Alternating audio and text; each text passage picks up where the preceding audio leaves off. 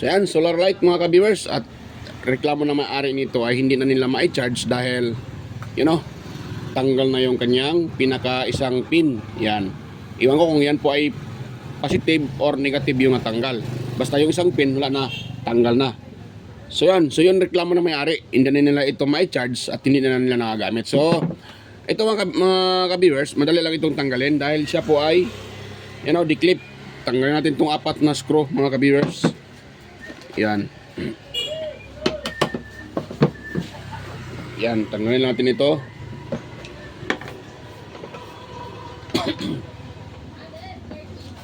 Yon.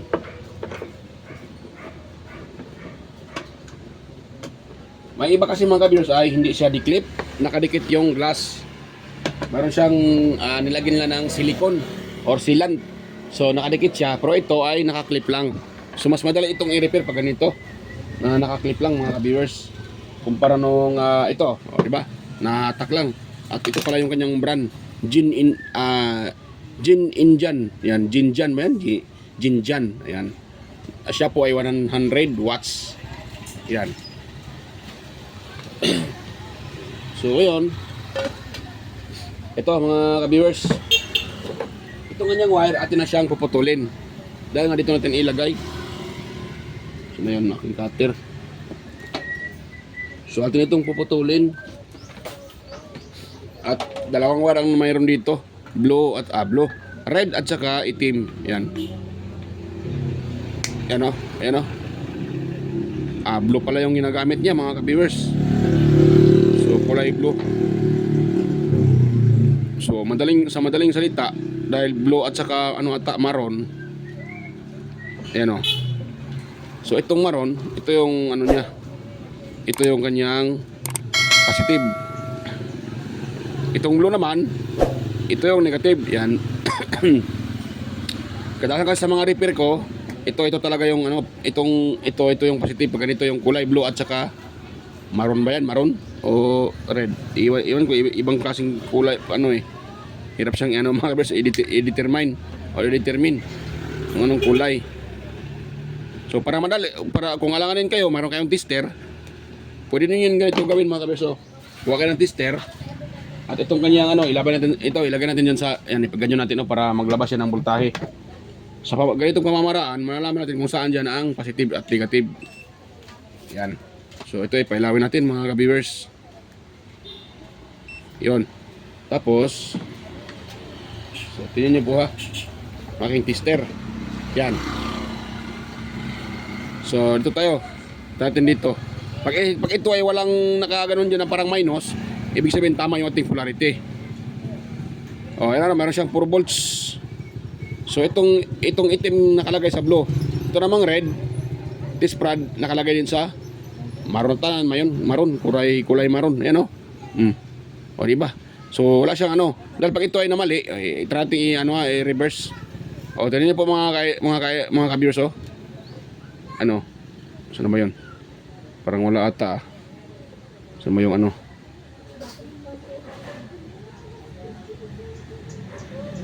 ito. Yun na nga. Yan diba yung aking test prad na red, nilagay ko ito sa kulay blue. So tingnan nyo po yung aking tester kung ano yung nare-read niya. Nagre-read siya ng voltahe, pero mayroon siyang parang minus sa gilid. Hirap pa. Ayan mga kaidolo, mga kabers diba? Parang mayroon siyang parang minus sa gilid. Yan ibig sabihin yan, mali yung ating connection pag ganun. Mali yung connection So sa madaling salita, ito talagang maroon. Itong blue ang negative. At saka ito namang ay positive. Itong na to, maroon. Ayan nawala yung parang sa gilid, diba? Nawala yung parang minus. Yan yung tamang pag-test ng solar ito. Dapat may tester kayo. Yan, diba? Ganun ang kasimple mga viewers. So ngayon, atin itong bubutasan dito sa kanyang gilid. So dito tayo magbubutas. At siyempre, dahil ito ay ating direkta, so itong pinakano niya ay atin nang puputulin mga ka-viewers. Ito ayan, dalawang wire na yan, puputulin na natin yan dahil nga ay magdirekta tayo dyan. Yan, puputulin ko muna siya ha. Ganun lang. Ano? So, putol na siya. Ano? Yan tayo magtatap ng tingnan ng ano. Kasi po. So, yan. So, ito, dahil putol na rin yung kanyang input, ito, atin yun ang ipapasok dito mga ka-viewers dito. Ito tayo magbubutas. O, bubutas natin dyan. Kaso malapit sa baterya ata. Ito naman, mayroon siyang exist. Pwede naman siguro dito. O, dito na lang tayo mag ano. Wait lang muna ha. Try ko muna itong ikutin kung ito ay matatanggal. Yan. Matatanggal siya mga ka-viewers.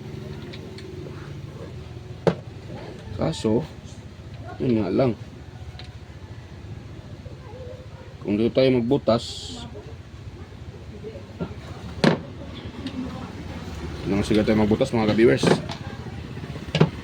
Para masikip yung ano natin, masikip yung kanyang ano ba. Ay, tanggal pa yung parang rubber. Yan, balik ko lang ito mamaya. So ito, yun lang. Yan para itong ano.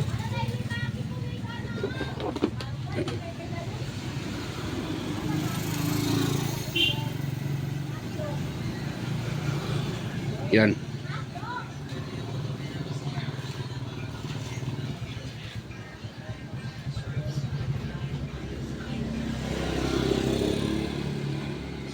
Yun. Ayun no. Di ba? So dito lang tayo magbutas para masikip siya mga ano, mga ka-viewers. Yan. Para na tayo mahirapan diyan magbutas. Meron pala siyang ganito. Yan. So paluapan natin ng ano, medyo malaki-laking ano para maipasok yung, wag lang medyo lakihan, wag lang masyadong lakihan mga ka-viewers ha. Dahil pag masyadong malaki yung butas baka naman maluwag naman doon sa ating itong wire na yun. Yan, ganoon na natin. So yung gunting. Kunin tayo ng gunting. Atin itong palakihan konti-konti lang. Yan. Tapos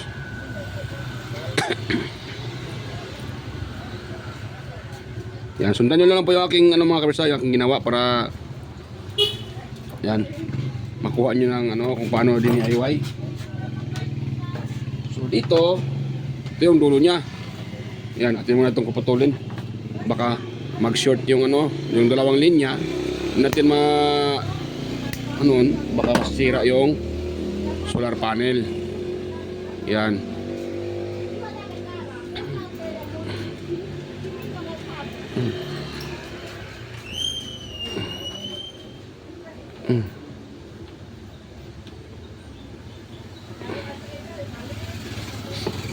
Pasok ka.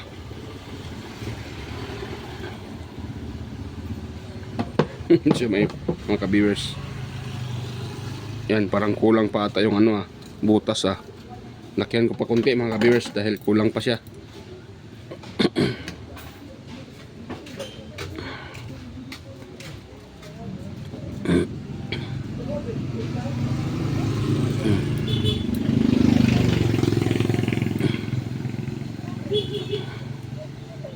Yan.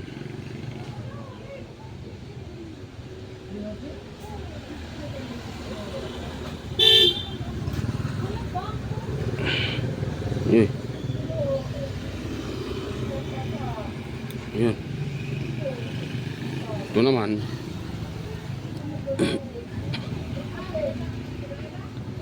Yan.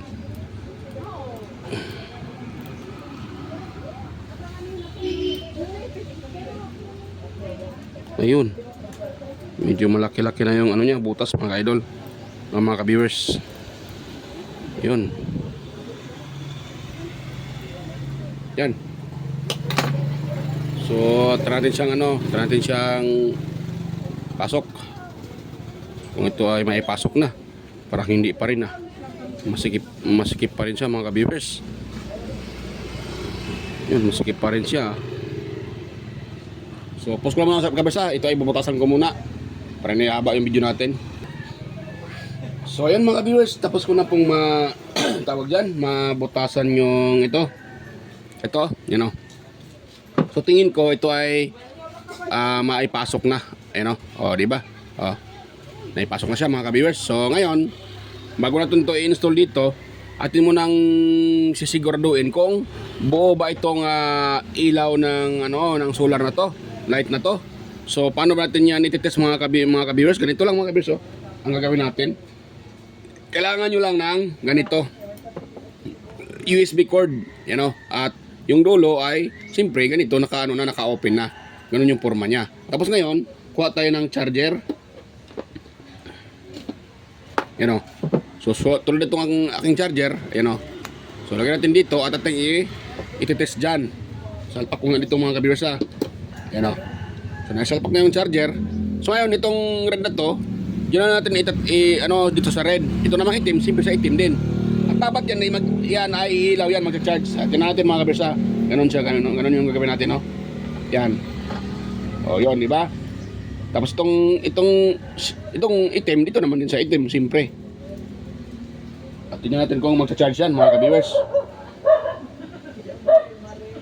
Ayun.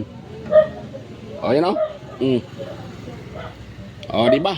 Nagcha-charge siya, mga ka-viewers. Ibig sabihin, walang problema itong kanyang pinaka-board. Dahil kung nakita nyo, yan o, nagcha-charge siya. Kahit nga, ito mga ka-viewers, kahit nga hindi nyo i-charge sa araw, kahit ganito yung gagawin nyo, direkta nyo dito para magcha-charge. Meron lang kayong Type-C cord, so yan po ay magcha-charge talaga mga ka-viewers. Ayun. O, di ba? So magcha-charge talaga yan mga ka-viewers. Yan o. Okay siya mga ka-viewers, di ba? Nagcha-charge. O, ganun lang ang pag-test ng board nito para malaman natin kung buo pa. Kasi minsan may nagpapa-repair na ang sinasabi yun lang ang problema. So yun pala ay pati yung board may problema din. So kailangan din natin bago tayo mag-install or bago tayo mag-desisyon na i-DIY or mag-repair man yan, anong klaseng DIY yung ginagawa nyo, dapat nyo munang itis ito, katulad itong ginagawa ko, dapat itis nyo muna kung magcha-charge ba siya. Dahil pag nagcha-charge, ibig sabihin, walang problema yan. So yan o. So ang problema, yun lang naputol yung pin. Itong board, okay siya. So yan, tanggalin ko na mga kabersa. At atin nang yun.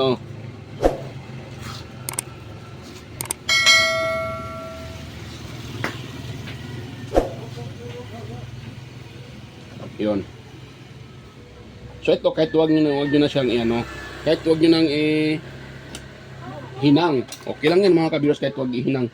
So dito, ito yan, ganoon natin siya tingnan yung maigi mga kabiros para pwede nyo siyang sundan. Tapusin nyo rin po yung video para makuha nyo talaga kung paano ginagawa. Ito, simple lang naman talaga ito. So ipasok natin ito kasama itong wire. Yan. So pagkatapos yan ganoon natin siya dito.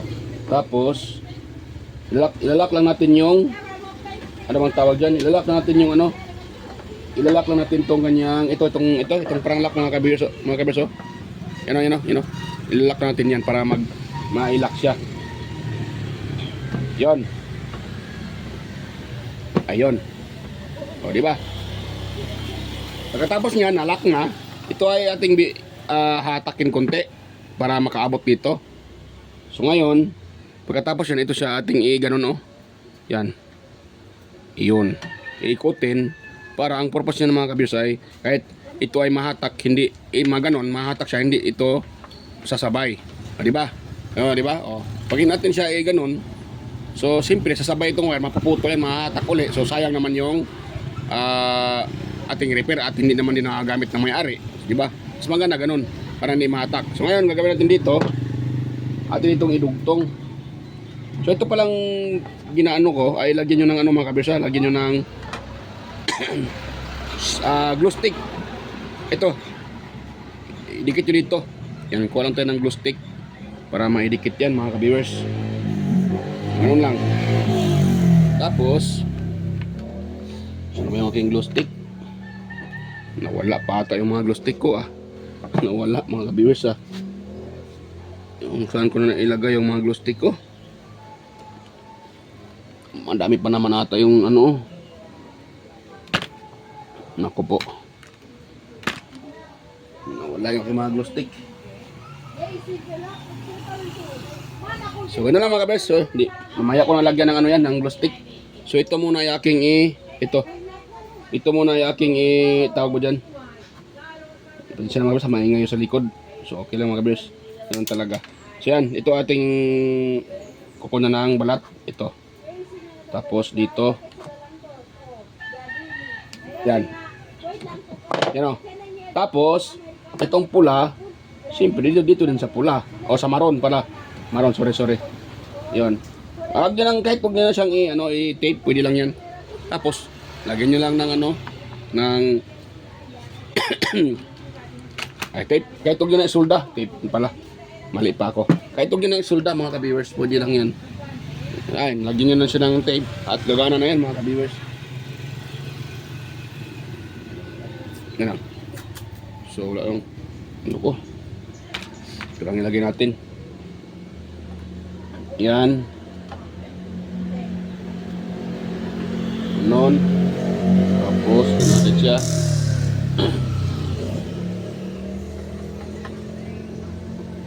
Yun. Ito. Ayan, pwede na yun mga ka-viewers. So, dito lang pala yung tape ko. Hanap ako, electrical tape. Akala ko nawala na. So, yan. So, ito isa, lagyan din natin mga ka-viewers.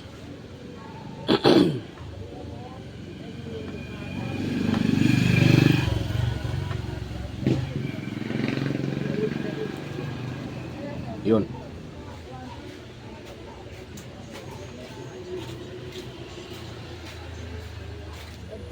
Ayun o. At ganun lang. Okay na yan. Importante hindi yan magdikit-dikit. So, pwede na yun mga ka-viewers. Yan. Medyo maluwag yung pakalagay ko sa tape. Okay lang yan. Pwede na yan siya. Naiipit din naman yan. Yan o. Ito natin dito. Tapos yon. Yan siya. Yan yung kanyang forma mga ka-viewers. Yan. Lagyan natin yung kanyang pinaka maganda sana kung may glue stick eh. Wait lang muna, pause ko muna. Hapon ako ng glue stick para matibay mga ka-viewers. So yan, nakakita ako ng maiksi. Pero pwede pa to, maiksing glue stick. Pero pwede pa to mga ka-viewers. Ayan, pwede pa to siya. Yan, ito na siyang para maidikit yung para hindi siya kahit gagalaw-galaw man, hindi na hatak yung na yan. Para matibay talaga siya. Ito, lagyan natin dito. Ito lang patakan mga ka-viewers. Yan. Yan. Tapos hatakin natin siya para didikit yan. Huwag niyo muna siyang bitawan kasi madali lang naman yan titigas yung glue stick. Yan. Pag matigas na yung glue stick, pwede niyo nang bitawan yan. Yan lang natin para to. Yan natin para hindi yan. Para didikit talaga ba siya.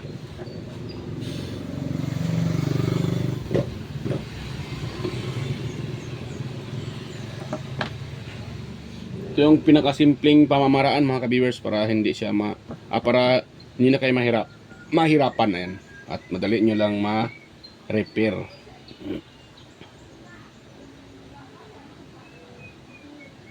Yan, di ba? So ganun lang kasimple mga ka-viewers. Yan, matigas na. So ayan, sauli natin yung kanyang pinaka tawag doon, glass. Ito siyang sa uli. Yan, pag ganun siya, pag ganun. Yun. Di ba? Tapos, pati itong kanyang clip, itong mga clip niya, sa uli din natin. Yan. So, hindi ko na i-post ang pagsauli nito, hindi ko na i-video para madali na yung natin. So, yan. Post ko nga sandali mga viewers. So, yan mga viewers, tapos ko na pong assemble. Yan. Itong solar light. Ito na siya mga viewers. Meron na siyang clip, Wait lang muna, hindi pala kita. Ayun. So, meron siyang 4 na clip na ilagay ko na at ito na siya, di ba? Dati dito 'yon. Dahil nasira siya, naputol yung pin, kaya dito natin inilagay. Di ba? Kahit gano'n natin 'yan, hindi mahatak 'yan dahil nakaano sa lalim, di ba? Nakabuhol. 'Yan. Binuhol ko siya. So hindi na basta-basta mga ano yan mga ka-viewers yan. Yan. Okay na yan mga ka-viewers. At yun. Kung sa tingin nyo mga ka-viewers ay ito po ay nakatulong sa inyo, sana wag nyo pong kalimutang i-subscribe yung aking channel at pakipindot na rin yung notification bell at ilagay sa all para kayo ay ma-notify ka agad tuwing may bago tayong upload. At huwag rin kalimutang i-like at i-share yung ating video mga ka-viewers. Yan. Salamat po sa inyong panonood mga ka-viewers at salamat sa inyong suporta at mega loud shoutout sa inyong lahat mga ka-viewers. Ayan, lalo na sa mga palaging nagko-comment dyan at palaging nakasuporta at sa aking mga kapwa content creator. Ayan, shoutout sa inyong lahat mga lods, sa aking mga kaibigan sa YT. Shoutout mga lods, mga idol. Ayan, shoutout po sa inyong lahat at salamat sa inyong suporta at panonood pa rin. Ayan, salamat. At hanggang dito lang po at kita-kita tayo ulit sa aking next na mga uploads. Ayan, bye-bye po mga ka-viewers.